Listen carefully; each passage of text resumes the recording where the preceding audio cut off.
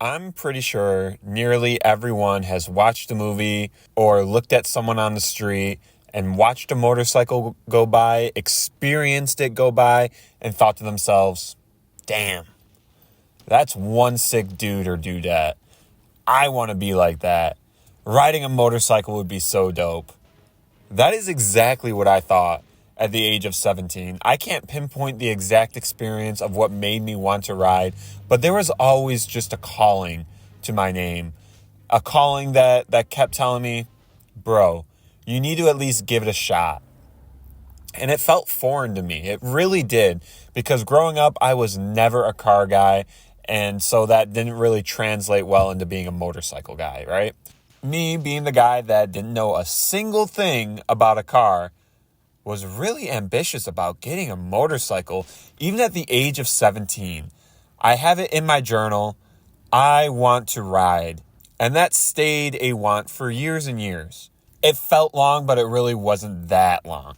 I wrote about it at age 17, and it didn't come into fruition until age 22.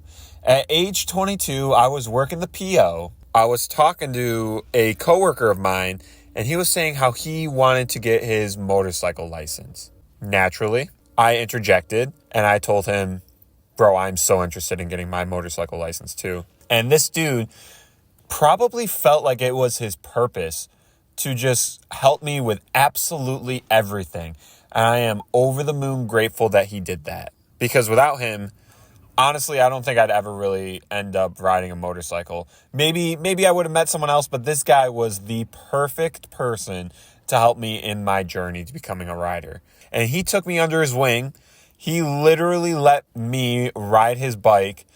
And that was my first ever experience on a bike. So you can already imagine the hesitation or the awkwardness of letting someone who's never gone on a motor vehicle, ride yours that you care about to help teach them. So I'm grateful for this person. Let's give this person a name. This person, let's call him Che. All right. Obviously his name isn't Che, but let's call him Che for the purpose of the story. So Che let me use his motorcycle. Boy, oh boy, it was at first ride, I was so excited about it. I fell in love with it immediately, and I knew I'm in for it. I'm going to be a rider. In 2020, I took my motorcycle certification course where they train you for 10 hours in the classroom, 10 hours out on the field. You do all these sorts of drills, and then at the end, they give you a test. And if you pass the test, it basically gives you the endorsement of being a licensed motorcyclist as well. I took that about an hour and a half away from my house. It was a 2-day course, so I had to travel out by car each of those 2 days, an hour and a half there, hour and a half back, hop on a motorcycle, ride around for 5 hours, be in the classroom for 5 hours. It was a lot, and it was very tiring, but it was an experience that I'm so glad I had, because by the end of it, I was endorsed a motorcycle license. I ended up riding a couple seasons, only a couple seasons. That's what this story's about, because I'm not a rider right now. I remember going to Helmet World, getting my 3/4 helmet. I remember getting a Triumph jacket that had some padding in there to make sure that, worst comes to worst, at least you're not scraping the ground completely bare. I tried to do everything I could to be safe about it. I practiced with my friend. We went on plenty of rides together where he was in front and I was in back following. We rode together plenty of times. And then came the time when I rode by myself. Nothing bad happened. I was chilling. I rode to work by myself plenty of times, rode back, rode down to the lake. I even rode all the way up to a swap meet a few towns away by myself, and everything was fine. But as the year went on, and as the first season ended, and we went into dormitory, and then the second season started, the off season always puts a damper on your confidence, because you can ride throughout the season of, say, March or April all the way to like nearly November. It's probably usually more October. But then once the snow starts coming and you put that bad boy away and you're not on that bike for 5-6 months, it's nerve-wracking coming back out because you're out of practice. So mix that with now that my homie wasn't able to assist me with as much as last season because new obligations have come up in his life. I'm nervous about, do I need a new throttle? Do I need a new... I can't even name anything else because I'm so lack of a car and motorcycle guy. Do I need to do anything else? Because he would be telling me all the work that he's been doing, and I felt so isolated from it. Like, bro, how do you know what to do? What do you do to learn all this? Can anyone tell me, how does a car guy become a car guy after the age of like 7? If you're not branded a car guy as a kid, I don't think you ever become a car guy. It's kind of wild. Stuff was happening around me too. A couple years ago, before I even started, my older brother's friend passed away from a motorcycle accident.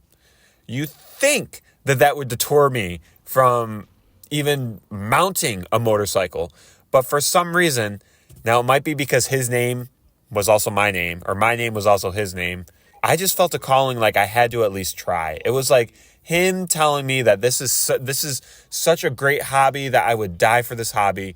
You have to at least try it. That's my reasoning behind it. I think that might be incorrect reasoning or weird reasoning, but that's like the logic I use. This man died for this hobby. Let me at least just give it a try and see what it was all about. See what he died for. And I did like it. I did enjoy it. But couple that with a few years later, on my second season of riding, this one was just a friend of a friend's because it didn't involve my brother. A friend of a friend passes away who's younger than me from a motorcycle accident. And it kind of rocks me. It's like, all right, I felt this calling, but I also feel the reality of the danger of this hobby. I am not safe here. I will not be protected. There is basically an accident waiting to happen. And it influenced me to hang up the helmet and stop. I loved riding. I think riding is really cool. Sometimes parts of me is like, maybe I'll go back to it when I live in a rural area and there's not much traffic around and I'm free to do what I want to do and I'm not working. It's so fun. The wind blows in your face. You feel the adrenaline. You feel the main character. You feel cool. But I want to feel alive, man. I want to feel alive longer than a couple rides here and there. And I know there's tons of safety things you can do. And this is not me knocking anyone who does ride. You guys are dope. You guys are so cool. I'm jealous of you sometimes. This is just me saying I don't have the confidence in myself to really, really dedicate myself to being a rider where I wouldn't be scared of what could happen. I wouldn't feel confident enough to be a rider long term. I'm happy with the experience I had. I encourage everyone else to go about it in the right way if you do want the same experience, because riding a motorcycle can be thrilling, but it is dangerous. I ended up riding a 1994 Honda Shadow 600. I enjoyed it. It wasn't a sports bike. It was more of a cruiser. So I wasn't up in a hunched position leaning forward. I was vibing backwards. I had a good get up. I did. And I enjoyed my time. And I'm so happy I had it. But there comes a time in life when you realize maybe this persona, this image of what I thought I could be, isn't me. And accepting that is a huge part of growing up. And I don't think that diminishes my dream because I tried it out. You know the saying where you miss 100% of the shots that you don't take?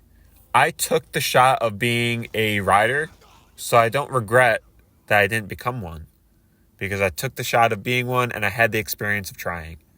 If it's on your bucket list, if it's something you want to do, go about it the right way, have fun, be safe.